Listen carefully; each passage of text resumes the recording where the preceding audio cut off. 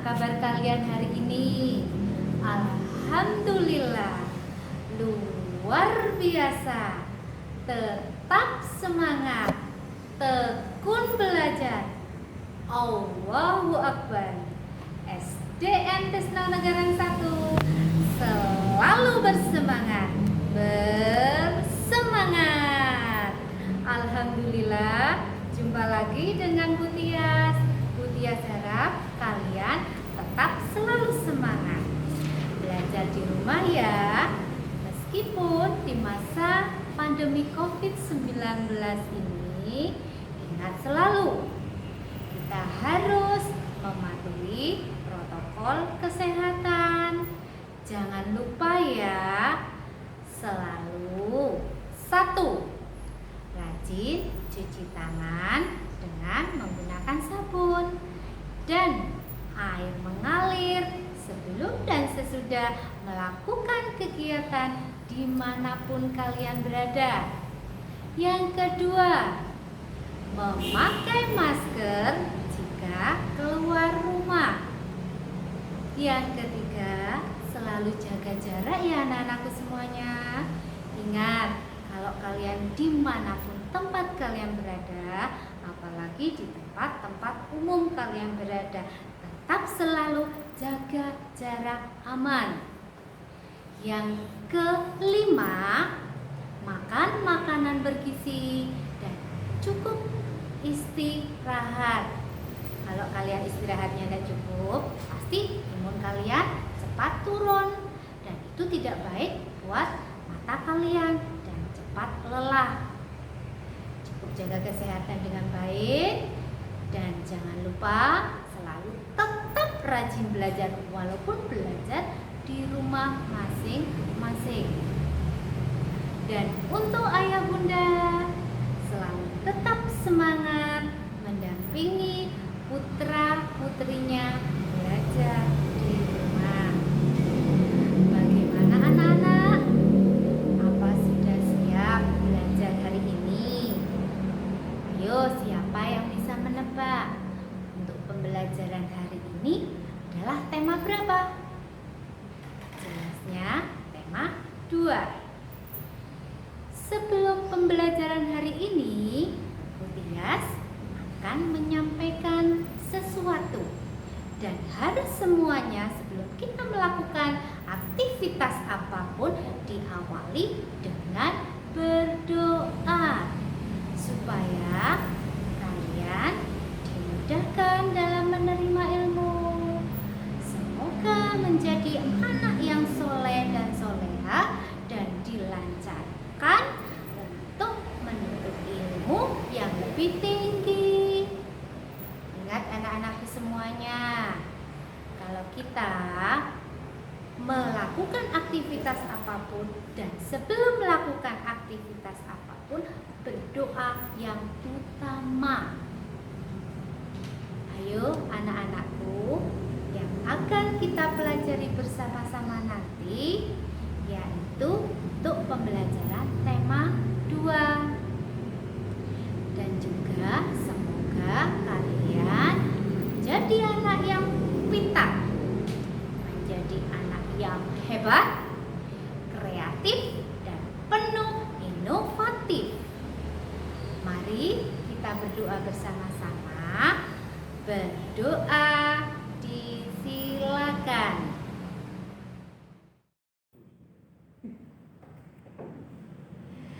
Bismillahirrahmanirrahim.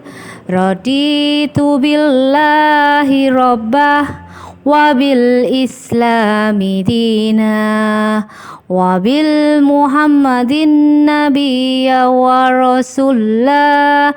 Rabbi sidni ilma warzuqni fahma. Amin. Kelas 3, menyayangi tumbuhan dan hewan.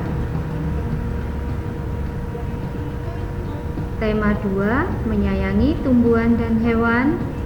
Subtema 1, manfaat tumbuhan bagi kehidupan manusia. Pembelajaran 4. Kompetensi dasar menguraikan pesan dalam dongeng yang disajikan secara lisan, tulis, dan visual dengan tujuan untuk kesenangan. Memeragakan pesan dalam dongeng sebagai bentuk ungkapan diri menggunakan kosakata baku dan kalimat efektif. Memahami arti gambar pada lambang negara Garuda Pancasila. Menceritakan arti gambar pada lambang negara Garuda Pancasila.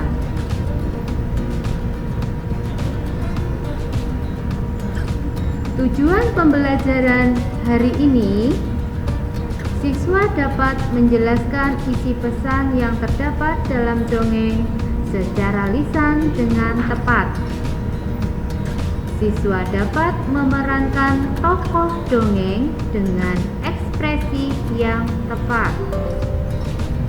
Siswa dapat menyebutkan arti penting meminta maaf kepada sesama manusia sebagai perwujudan pengamalan sila Pancasila yang dilambangkan dalam Garuda Pancasila.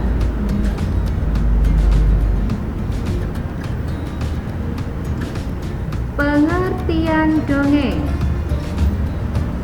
Dongeng adalah cerita khayalan atau cerita yang tidak benar-benar nyata, tetap mengandung pesan moral.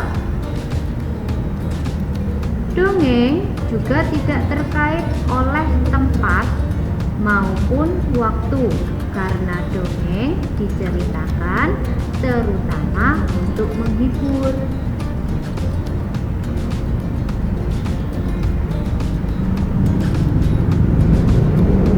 Contoh dongeng yaitu ada dongeng yang menceritakan tentang manusia. Contohnya adalah Asal Mula Danau Toba. Ada pula dongeng yang menceritakan tentang hewan. Contohnya yaitu Kisah Kancil dan Pak Tani. Dan ada juga cerita dongeng tentang tumbuhan. Contohnya yaitu Bunga Mawar yang Sombong. Ayo, di sini siapa yang punya sifat sombong? Tidak boleh ditiru dan tidak boleh dilakukan ya anak-anakku semuanya.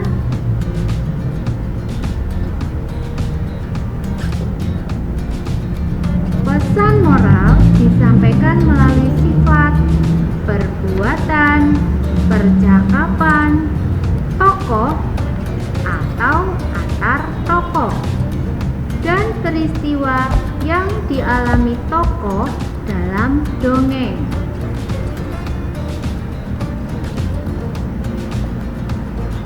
Adapun unsur-unsur cerita dalam dongeng: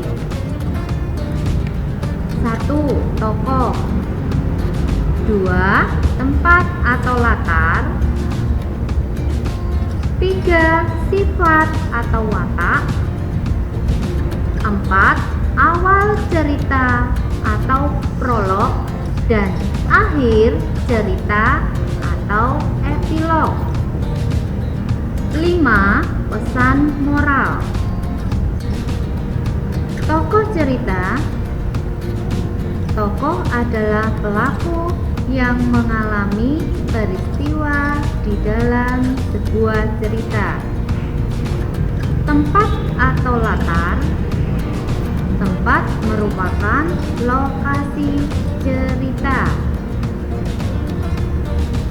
Sifat atau watak. Watak adalah sifat dasar manusia yang dapat mempengaruhi tingkah lakunya.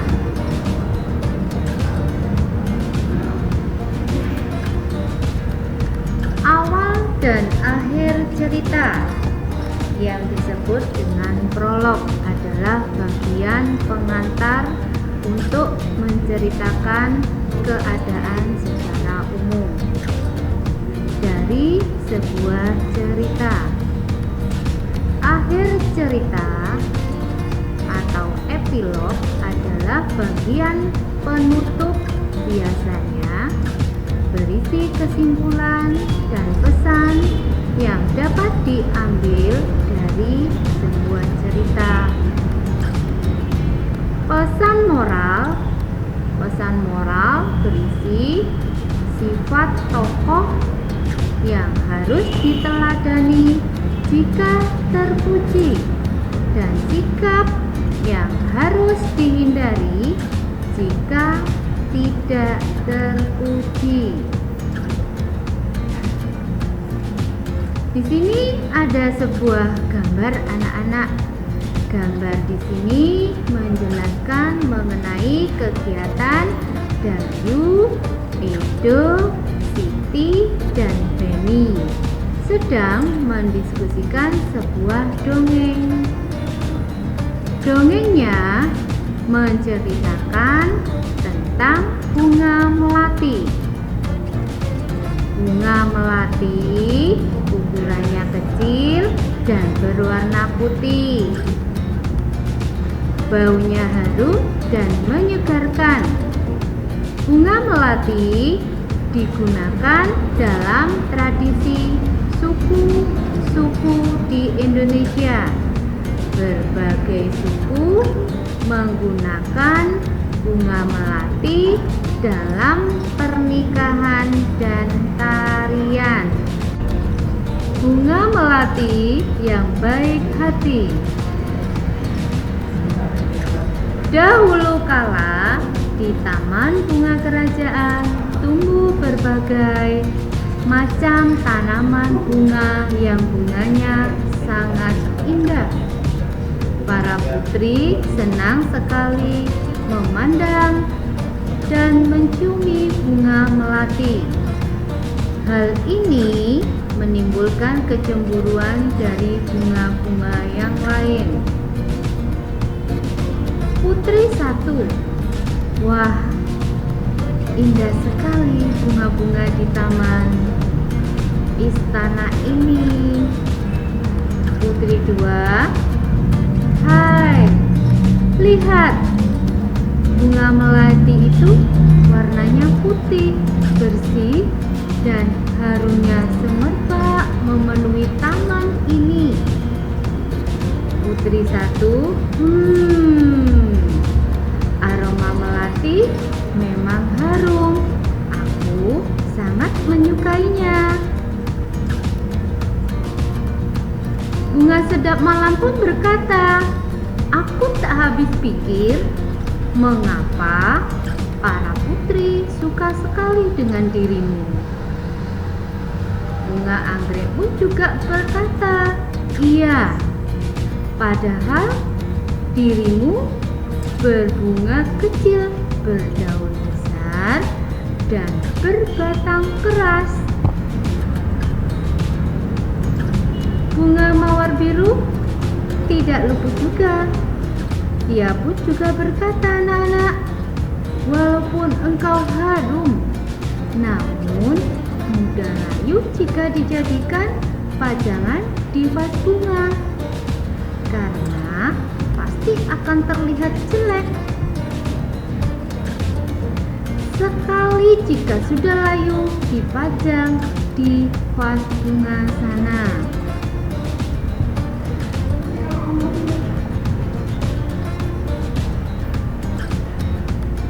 Bunga melati hanya diam dan tetap tersenyum. Senyumannya yang manis membuat keharuman dirinya semakin merebak. Udara di taman bunga kerajaan bertambah wangi dan bertambah banyak kumbang yang datang. Kedatangan para kumbang yang bertambah banyak membuat semua bunga di taman bunga kerajaan menjadi senang.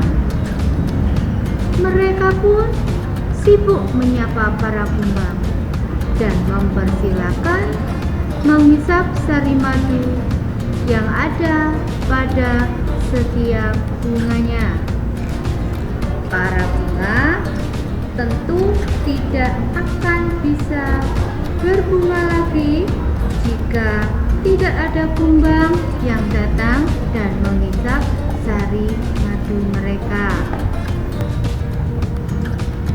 Bunga sedap malam dan bunga yang lainnya kini telah mengerti kenapa bunga melati sangat wangi sekali. Bunga-bunga yang lain meminta maaf kepada bunga melati atas perasaan cemburu mereka. Kini mereka mengakui bahwa keberadaan bunga melati itu justru harus disyukuri. Bunga sedap malam, berkata anak-anak, ternyata aroma harummu mengundang para kumbang datang. Tanpa dirimu, taman ini akan sepi dari kumbang-kumbang. Maafkan aku melati. Bunga anggrek juga berkata, aku juga mau minta maaf melati. Selama ini aku iri padamu. Ternyata keberadaanmu sangat bermanfaat untuk kami. Bunga mawar biru berkata, selama ini aku juga berburuk sangka padamu. Melati, aku minta maaf ya. Bunga melati hanya menjawab, dan semua dari bunga-bunga yang lain anak-anak, melati hanya bilang, aku sudah memaafkan kalian teman-teman. Sekarang kita bisa berteman tanpa ada prasangka buruk. Nah, demikian materi yang dapat Budia sampaikan hari ini. Semoga apa yang Budia sampaikan bisa bermanfaat untuk anak-anakku semuanya. Mari kita akhiri pembelajaran hari ini dengan berdoa supaya apa yang kita lakukan mendapat barokah dari Allah Subhanahu wa Ta'ala. Dan semoga kalian semuanya tetap selalu jaga kesehatan dan terus tetap semangat belajar. Walaupun wabah COVID-19 ini semoga cepat berakhir, sehingga kita bisa belajar bersama-sama lagi, bertemu dengan kalian semuanya, dan bertemu dengan teman-teman kalian semuanya. Sekolah seperti biasanya. Mari kita berdoa dengan bacaan Alhamdulillah. Sekian dari Butias. Mohon maaf atas segala kekurangan. Terima kasih atas perhatiannya. Semoga kalian semua selalu tetap semangat. Wassalamualaikum warahmatullahi